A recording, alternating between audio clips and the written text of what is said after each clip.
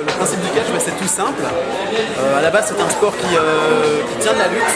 Donc, tout simplement, le but, c'est de mettre deux personnes d'un caractère différent sur un ring et de river les épaules de l'autre au sol quand ils sont sur le dos. Ça, c'est le principe de base. Maintenant, autour de ça, il y a plein de règles. On rajoute, donc, comme par exemple, on ne peut pas sortir plus de 10 secondes à l'extérieur ou des choses comme ça. Le principe de base est de river les épaules de l'autre au sol.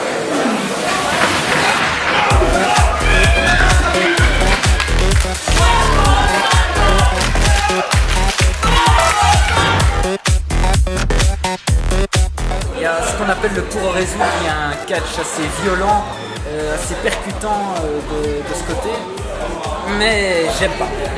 Comme tous ceux qui aiment ce qui se passe là-bas, le Japon. 2 ans de talent incroyable sur le ring, 2 ans de perfection du mouvement, 2 ans de talent pur et dur. Dans le catch, vous avez deux styles de personnes.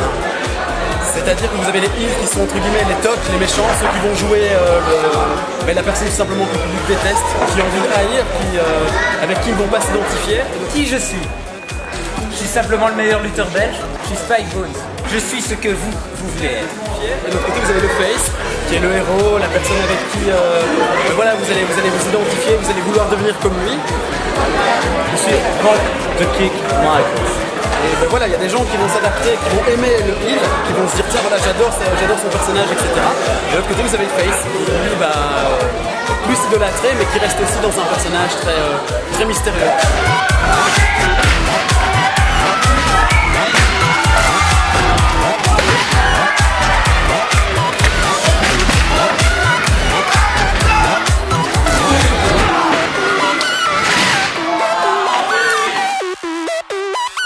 Alors en fait, on a ouvert la promotion Supremacy le 3 octobre 2009. Donc le but tout simplement, c'est pas une école de catch, donc on n'accueille pas des futurs nouveaux talents comme catcheurs, etc. Nous ce qu'on fait, c'est qu'on visionne plusieurs talents à gauche, à droite, et on les fait venir dans notre promotion afin d'essayer de faire le spectacle le plus, professionnel possible. Donc voilà le rôle du promoteur, c'est simplement essayer de recruter des jeunes talents, des personnes qui débutent ou des gens expérimentés, des catcheurs professionnels, afin de donner un rendu sur le ring exceptionnel. Je n'ai malheureusement pas encore eu de titre de champion. La faute en fait aux promoteurs parce que leurs champions vont se taper la honte face à moi. C'est rien de plus. Malheureusement, je ne détiens encore aucun titre, mais ça ne va pas tarder. Grâce à mon talent et surtout grâce à vous.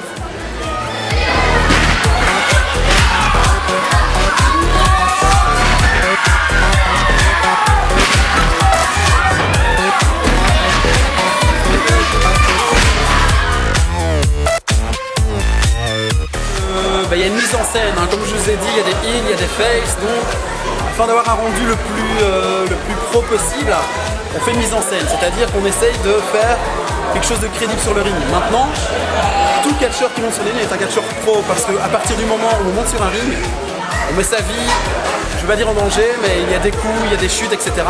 On met sa vie en péril ainsi que la vie de la personne avec qui on catch.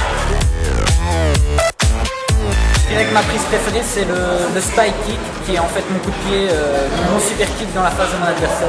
J'aime beaucoup aussi l'Angela qui est un splash depuis la 3e corde. Celle que j'ai inventée, le Wall of Sound, le mur du son. Un double springboard 370 DT.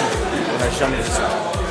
Donc oui, c'est scénarisé pour le bien du public et le bien du show, mais les coups portés, etc. Sont réels. Donc c'est un sport professionnel, un sport de haut niveau qui est scénarisé, tout simplement.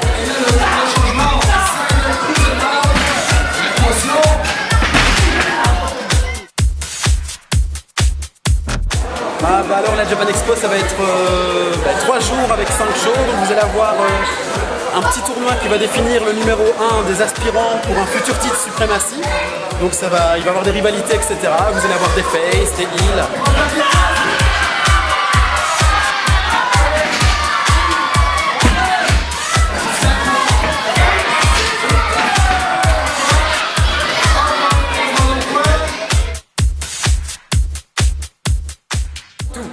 C'est moi qui aurai le contrôle total.